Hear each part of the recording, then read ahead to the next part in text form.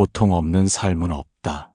그러나 고통 앞에서 무너지는가, 그 고통을 넘어서 단단해지는가는 오직 태도의 차이에 달려 있다. 사람은 누구나 힘든 시기를 겪는다. 누군가는 관계에서, 누군가는 경제적인 압박 속에서, 또 누군가는 자신을 믿지 못하는 내면의 싸움 속에서 조용히 무너진다. 그럴 때 많은 사람들은 묻는다. 왜 나에게만 이런 일이 생기는가? 그러나 니체는 그렇게 묻지 않았다. 그는 되려 이렇게 말했다. 나를 죽이지 못한 고통은 나를 더 강하게 만든다.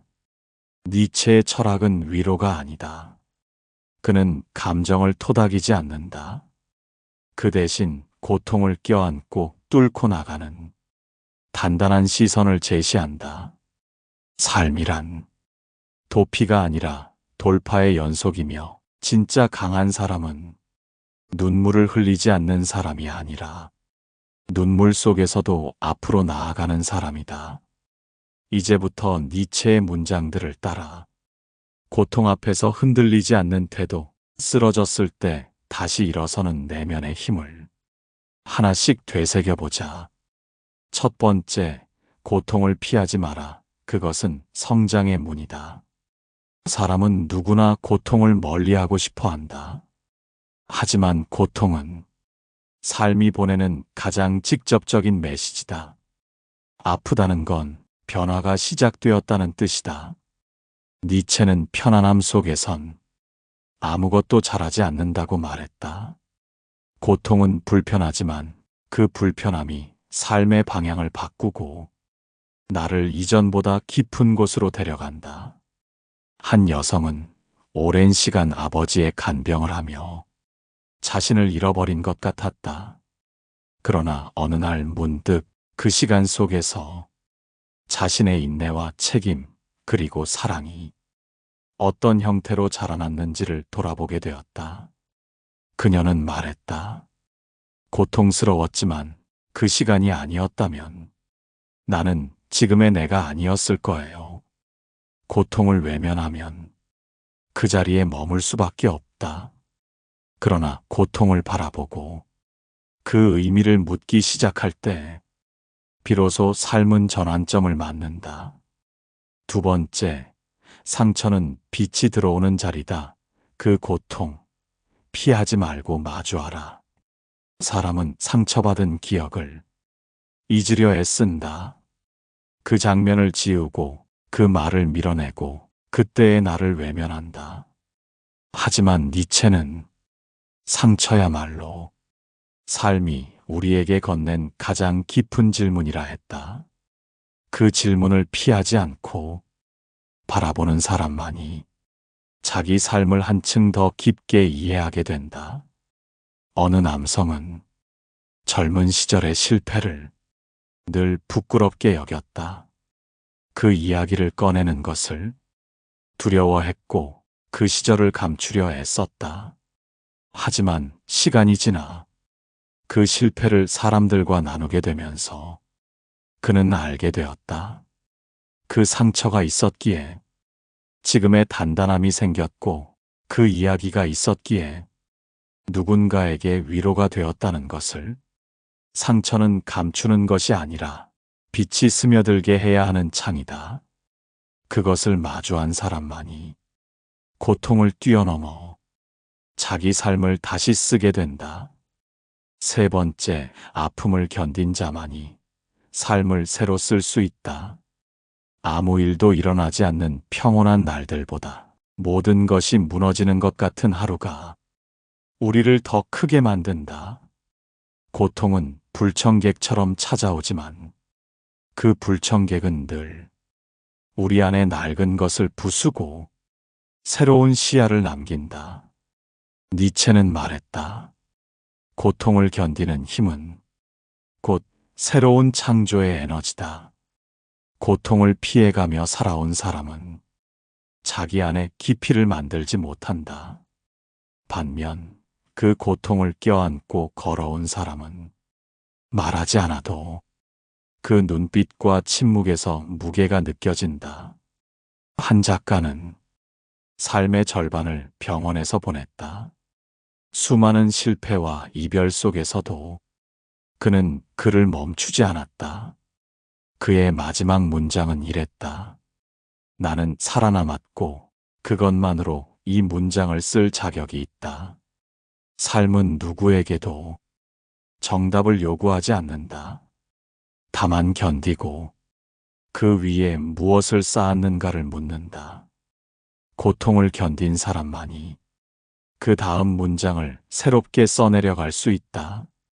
네 번째, 자기 자신을 넘어설 때 고통은 의미가 된다.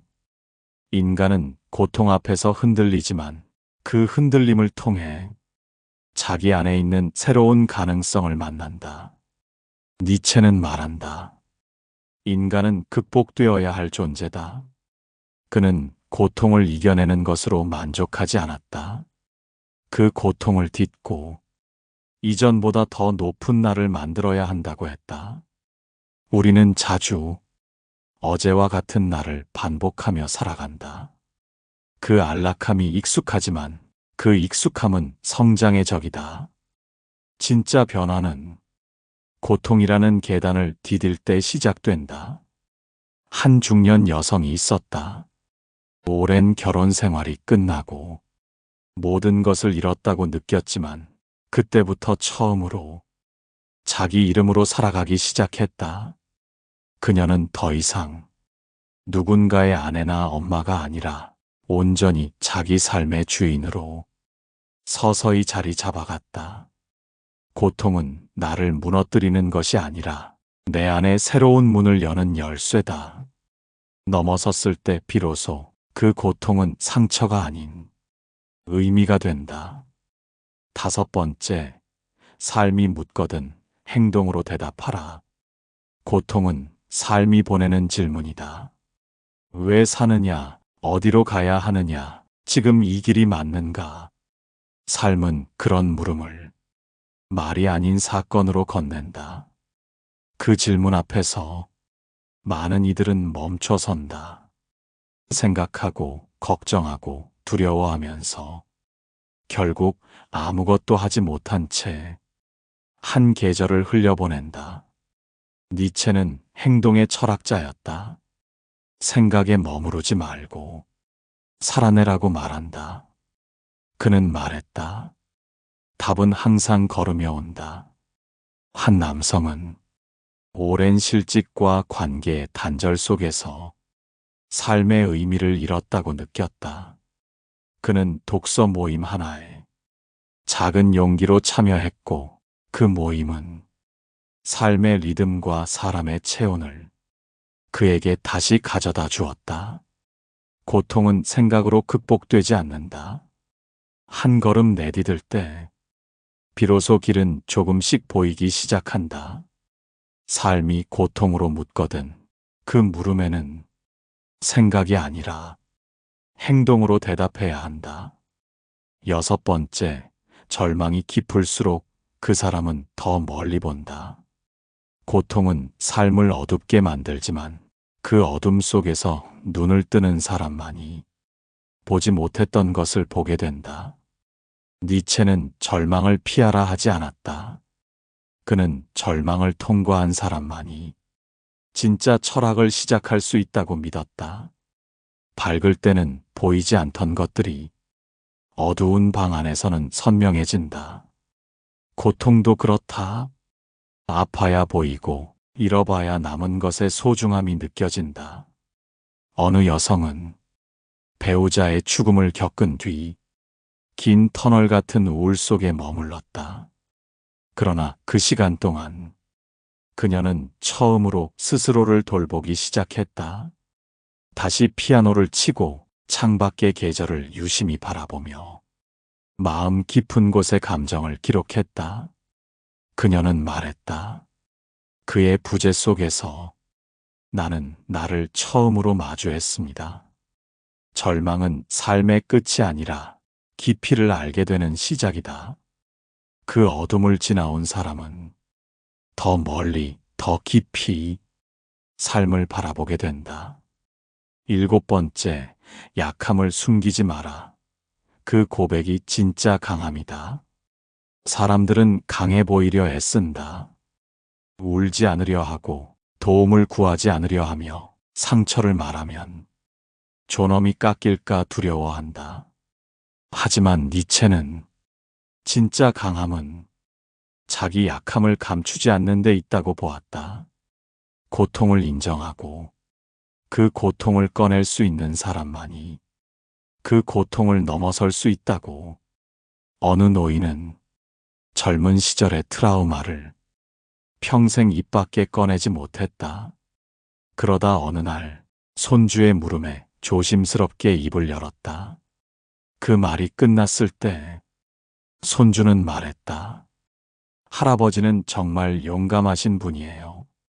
우리가 약함을 말할 수 있는 사람은 우리 삶의 빛이다. 그리고 그 약함을 받아들이는 순간 그 고통은 더 이상 우리를 지배하지 못한다. 강한 척하지 마라. 괜찮은 척하지 마라. 그 고백이야말로 당신이 살아있다는 증거이자 앞으로 나아갈 수 있는 용기다. 8번째, 고통은 질문이다. 그 물음에 스스로 답할 수 있어야 한다. 인생의 고통은 무작위로 찾아오지 않는다. 그 안에는 반드시 삶이 우리에게 던지는 질문이 담겨 있다. 지금 너는 진짜 원하는 삶을 살고 있는가? 이 고통은 너를 어디로 이끌고 있는가? 니체는 삶을 해석하려 하지 말고 직면하라고 말한다. 왜냐하면 고통은 설명이 아닌 결단을 요구하기 때문이다. 한 남성은 오랜 병을 앓던 아내를 간병하며 자신의 인생이 무너졌다고 느꼈다. 그러나 그 시간 속에서 그는 평생 외면해왔던 자신의 삶의 목적을 비로소 묻게 되었다. 나는 왜 여기 있는가? 나는 누구에게 어떤 사람이었는가? 고통은 우리를 괴롭게 하지만 그 물음에 스스로 답할 수 있을 때 우리는 더는 그 고통에 끌려다니지 않는다. 답은 누가 주지 않는다. 고통 속에서 스스로 찾아야 한다. 그것이 니체가 말한 아모르 파티, 즉 자신의 운명을 사랑하라는 철학의 시작이다. 기쁘든 아프든 모든 삶의 예라고 말할 수 있을 때 우리는 고통 너머의 나를 만날 수 있다. 9번째, 운명을 사랑하라. 그것이 니체가 찾은 해답이다. 니체는 고통을 이겨내는 방법을 묻지 않았다. 그는 고통을 사랑하라고 말했다. 운명을 받아들이는데 그치지 않고 그 운명에 스스로 의미를 부여하라고. 그 말은 비극조차 찬란한 것으로 바꿔내는 인간의 가장 위대한 태도를 말한다. 아모르 파티, 내게 주어진 삶의 모든 장면을 미련 없이 껴안는 것. 원치 않았던 이별도 뜻대로 되지 않은 인생도 결국 나를 만드는 재료임을 받아들이는 것. 한 여성은 자식과의 오랜 갈등 끝에 이제는 마음을 닫기로 했다. 그러나 어느 날 그녀는 문득 깨달았다. 이 고통도 나의 사랑에서 비롯되었구나. 그 순간 그녀는 자식에 대한 미련이 아니라 자신의 삶을 끌어안게 되었다. 운명을 사랑하는 사람은 결국 어떤 상처 앞에서도 자신을 놓지 않는다. 그것이 니체가 도달한 삶에 대한 가장 높은 긍정이다. 10번째, 나를 죽이지 못한 고통은 나를 강하게 만든다. 이 문장은 니체 철학의 정수이며 수많은 사람들의 인생 문장이 되었다. 왜냐하면 이 말 안에는 고통의 실체와 그에 대한 인간의 궁극적인 태도가 담겨 있기 때문이다. 고통은 우리를 망가뜨리기 위해 오는 것이 아니다. 그 고통이 지나간 자리에 전보다 더 단단한 내가 남아있을 수 있다면 그 고통은 이제 더 이상 단순한 아픔이 아니다. 니체는 고통을 겪는 사람에게 연민이 아닌 책임을 건넨다. 이 고통을 너는 어떻게 쓸 것인가? 이 아픔을 너는 어디까지 견디고 어디까지 의미로 바꿀 것인가? 한 남성은 사업 실패로 모든 걸 잃었을 때 몇 번이고 죽고 싶었다. 그러나 몇 년 뒤 그는 말한다. 나는 그 고통을 지나 내가 누구인지 처음으로 알게 되었다. 고통은 우리를 죽이려 하지만 그 고통을 직면하고 나면 우리는 더 이상 이전의 내가 아니다. 그 고통이 나를 부수지 못했다면 나는 반드시 그 고통보다 더 강해져야 한다. 고통은 피할 수 없다. 하지만 그것에 어떤 의미를 부여할지는 온전히 나의 몫이다. 니체는 고통을 증오하지 않았다. 그는 그것을 삶의 동반자이자 깊은 깨달음의 통로로 받아들였다. 고통은 때로 우리를 낯선 길로 이끌고 익숙했던 나를 무너뜨린다. 그러나 바로 그 자리에서 우리는 다시 써내려갈 수 있다. 더 단단한 문장으로, 더 진심 어린 목소리로. 살아남는 것만으로는 부족하다. 고통을 껴안고 그 안에서 다시 의미를 세우는 것. 그것이 니체가 말한 삶의 예라고 말하는 인간의 자세다. 지금 이 순간 당신이 견뎌낸 고통은 당신을 증명한다. 그 고통이 당신을 꺾지 못했다면 당신은 이미 이전의 당신을 넘어선 것이다. 시청해 주셔서 감사합니다.